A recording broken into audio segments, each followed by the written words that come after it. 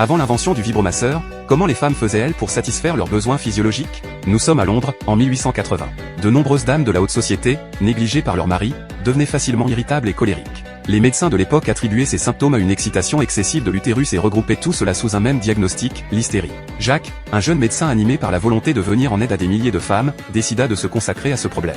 Un jour, invité par son professeur, il entra pour la première fois dans une salle de traitement. Il observa le vieil homme pratiquer avec assurance une méthode particulière, et à peine 3 minutes plus tard, la patiente poussa un cri si intense qu'elle envoya le professeur valser d'un coup de pied. Jacques en resta bouche bée. Un mois plus tard, il maîtrisait lui-même parfaitement cette technique. Avec son allure séduisante, il attira rapidement un grand nombre de patientes. L'hôpital prospérait et son professeur, de plus en plus impressionné par lui, envisagea même de lui donner la main de sa fille. Jacques, fou de joie, se voyait déjà comme le grand vainqueur de la vie. Mais à force de recevoir chaque jour un flot de patientes, sa main droite commença à trembler à cause de la surutilisation. D'abord, il ne s'en soucia pas, jusqu'au jour où il ne put même plus accomplir un geste aussi simple que servir du riz.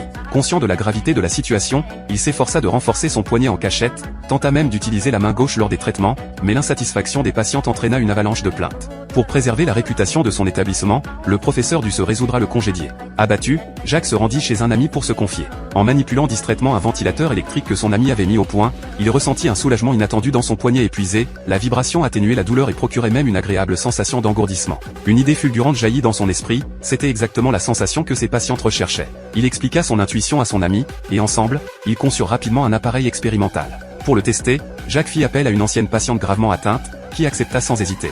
Allongée sur la table, elle se prépara, et Jacques mit l'appareil en marche. Mal réglé, le courant était trop fort et, en un instant, ses gémissements résonnèrent dans tout l'immeuble. Jacques crut à un échec, mais la patiente, ravie, lui assura qu'elle n'avait jamais connu un traitement aussi agréable. Conforté par ce succès, Jacques se précipita chez son professeur pour lui présenter l'invention. Ce dernier, sceptique, refusa de croire qu'un simple objet métallique pouvait remplacer des décennies de savoir-faire. Pour en avoir le cœur net, il choisit de le tester sur une cantatrice, dont la voix ne s'élevait qu'en cas d'excitation extrême.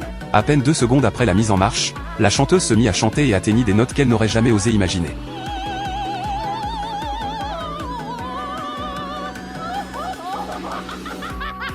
La nouvelle du succès de l'appareil se répandit vite dans toute la ville et attira des milliers de femmes hystériques venues l'essayer. Tout en firent l'éloge. La réputation de Jacques grandit, et son professeur, convaincu, lui confia finalement sa fille.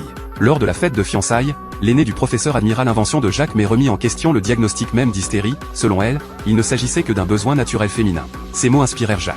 Avec l'aide de son ami, il perfectionna l'appareil pour le rendre plus petit, portable, et utilisable à domicile, sans nécessité de passer par l'hôpital. Dès sa mise sur le marché, l'appareil connut un succès foudroyant, des jeunes filles de 18 ans jusqu'aux grand-mères octogénaires l'adoptèrent avec enthousiasme, même les nobles de la cour royale en faisaient usage. Avec sa diffusion massive, le diagnostic d'hystérie disparut progressivement, et un célèbre magazine britannique alla jusqu'à proclamer cet appareil comme l'un des objets féminins les plus populaires du monde. L'invention de Jacques venait une fois de plus démontrer à quel point la technologie peut transformer nos vies.